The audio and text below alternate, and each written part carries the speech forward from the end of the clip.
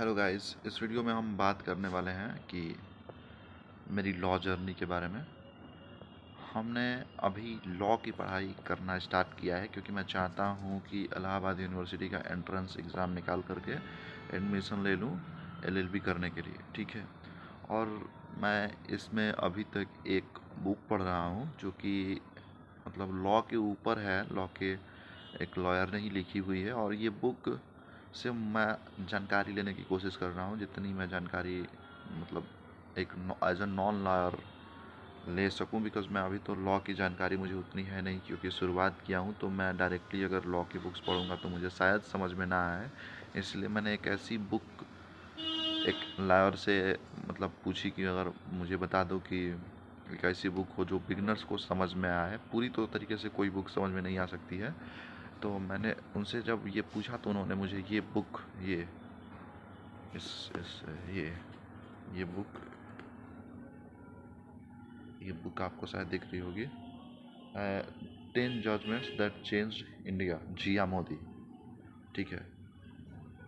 ये बुक, इसको पढ़ना स्टार्ट किया है, 3 चैप्टर्स इसके पढ़े हैं। पहले और दूसरे चैप्टर को तो मैंने अच्छे से समझा है। दूसरे पहले और तीसरे चैप्टर को तो मेरे को अच्छे से समझ में आ गए, लेकिन दूसरा चैप्टर मुझे उतने अच्छे से समझ में नहीं आया है। मैं उसको कोशिश करूँगा फिर से पढ़ने की। मैं इस बुक को ही कोशिश करूँगा कि मैं 2 से 3 बार पढूं, ठीक है। और पहला चैप्टर है हमारे इंदिरा गांधी जी जब उन्होंने इमरजेंसी लगा दिया था उसके जस्ट बाद का केशवानंद भारती केस है। बहुत ही इंटरेस्टिंग है। मैं पूरी तरीके से तो अभी उसको समझ नहीं पाया हूँ, लेकिन जितना मैं समझा हूँ मैं बताना चाहता हूँ कि केशवानंद भारती एक संत थे, ठीक है। और किसी संत जहाँ अखाड़े होते हैं या फिर जो जो जहाँ संत रहते हैं वहाँ पे जो उनका मंदिर था या मठ था उसकी भूमि थी, तो सरकार ने उसको ले लिया था, ठीक है। और उसको नॉर्मल लोगों में बांटने के लिए ले लिया था सरकार ने। तो उन्होंने सुप्रीम कोर्ट में ये केस डाली थी कि मेरी ज़मीन को ना लिया जाए। हालांकि उनकी ज़मीन को ले लिया गया था, लेकिन लेकिन सुप्रीम कोर्ट ने इनके केस के ही अंदर एक अपने आप को मजबूत करने के लिए ये किया कि पहले ये था कि जो हमारा पार्लियामेंट थी, पार्लियामेंट के पास ये पावर था कि वो कॉन्स्टिट्यूशन में कुछ भी चेंज कर सकते हैं अपनी मेजोरिटी के साथ, ठीक है। लेकिन वहाँ पे सुप्रीम कोर्ट ने एक उनको फ़िल्टर दे दिया। मतलब अभी भी वो चेंजेस तो कर सकते हैं, लेकिन सुप्रीम कोर्ट ने एक गाइडलाइन सेट कर दिए हैं, लूजली ही थोड़ा, लेकिन सेट कर दिया। एक फ़िल्टर लगा दिया कि आप कुछ भी चेंज नहीं कर सकते हो, ठीक है। आपको फंडामेंटल राइट्स के अंदर में रहते हुए और इस गाइडलाइंस के अंदर में रहते हुए ही चेंजेस करने हैं। आप ऐसा नहीं है कि कुछ भी चेंज कर दोगे, कॉन्स्टिट्यूशन हटा दोगे या फिर कुछ कुछ भी अपने मन से ला दोगे, ऐसा नहीं कर सकते हो। तो एक सेट ऑफ गाइडलाइंस ला दिया। अभी भी पार्लियामेंट के पास बहुत पावर है, पार्लियामेंट कानून बना सकती है, रिपील कर सकती है, हटा सकती है, लेकिन उसको इस सेट ऑफ रूल्स के अंदर ही करना पड़ेगा। जैसे पहले इंदिरा गांधी की सरकार में था कि वो कुछ भी ला सकती हैं, कुछ भी हटा सकती हैं। अब ऐसा नहीं है, ठीक है। दूसरा केस है शाह बानो बेगम का, ठीक है। शाह बानो बेगम के जो पति थे वो एक लॉयर थे और उन्होंने शाह बानो को छोड़ दिया था, ठीक है। और शाह बानो ने केस मजिस्ट्रेट के पास कहीं अपने डिस्ट्रिक्ट के वहाँ पर जा कर के उन्होंने मेंटेनेंस के लिए कहा। तो मुसलमान में जब तलाक होता है तो जो रकम सेट होती है शादी के टाइम पे, इदाद की उसे क्या कहते हैं मुझे अभी पूरी तरीके से याद नहीं आ रहा है, वही रकम दी जाती है। और उसके बाद कोई मेंटेनेंस देने का प्रावधान नहीं है मुस्लिम लॉज में, ठीक है। मुस्लिमों की जो नियम है उनमें नहीं है। तो साहबानों ने मेंटेनेंस मांगी और मेंटेनेंस को जो मजिस्ट्रेट थे, डिस्ट्रिक्ट मजिस्ट्रेट, उन्होंने परमिट कर दिया, ठीक है। परमिट किया तो उनके जो पति थे उसको लेकर के चले गए कोर्ट में, डिस्ट्रिक्ट कोर्ट में। डिस्ट्रिक्ट कोर्ट ने भी इस बात में हामी भरी कि इनको मेंटेनेंस दी जानी चाहिए। उसके बाद वो लेके चले गए हाई कोर्ट में। हाई कोर्ट भी साहबानों के पक्ष में ही फैसला सुनाता है और कहता है कि मेंटेनेंस देना चाहिए, ठीक है, और देंगे आप।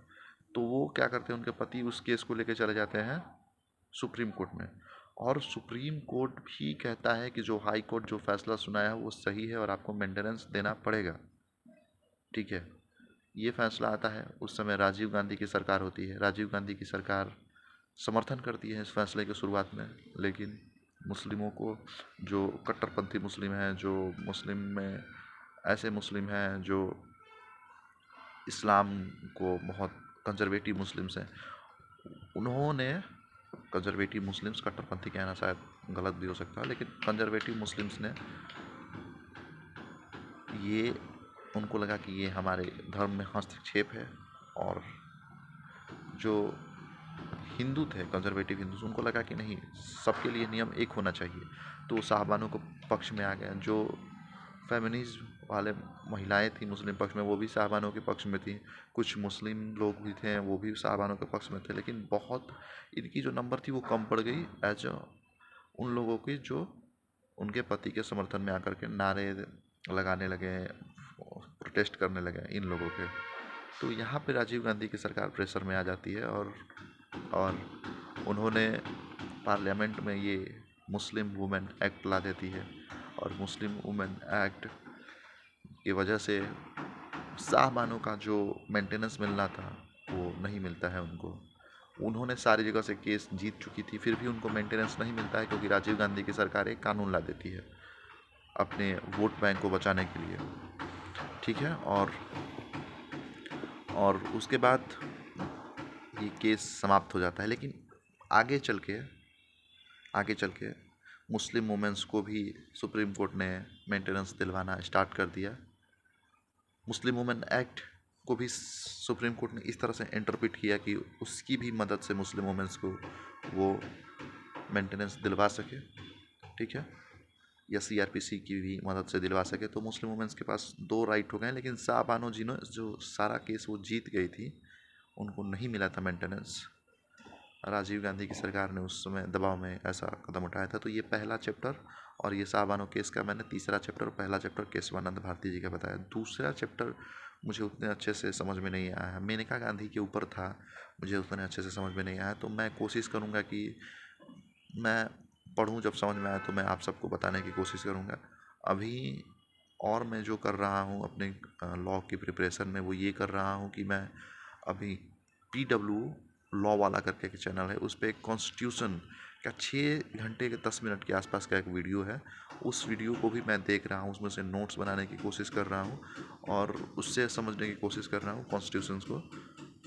अभी स्टार्टिंग में मैं यही कर रहा हूँ। ठीक है, और भी एक दो चैनल हैं जिनसे मैं थोड़ा थोड़ा सीखता हूँ, लेकिन एक स्टडी IQ जुडिशरी भी है, उसके वीडियोज़ को मैंने देखा है 1-2 बार। तो अभी स्टार्टिंग में मैंने यही किया है, और ज़्यादा कुछ मेरे को भी पता नहीं है कि क्या करना है। मैं चाहता भी हूँ कि मैं धीरे धीरे करके ही सीखूँ, बहुत ज़्यादा एक ही साथ मटेरियल लेके ओवरवेल्म ना करूँ खुद को, बल्कि जो मटेरियल मुझे मिल रहा है उसी को धीरे धीरे गो थ्रू करूँ। ऐसा मुझे मानना है कि अगर मैं ऐसा करूँगा तो मैं आराम से इसमें समझ अपनी पकड़ बैठा सकता हूँ। इस वीडियो में इतना ही, मिलते हैं आपसे अगले वीडियो में। तब तक के लिए धन्यवाद। जय हिंद, जय भारत। मेरा नाम है रविराज यादव, और मिलते हैं आपसे अगले वीडियो में। जय हिंद, जय भारत।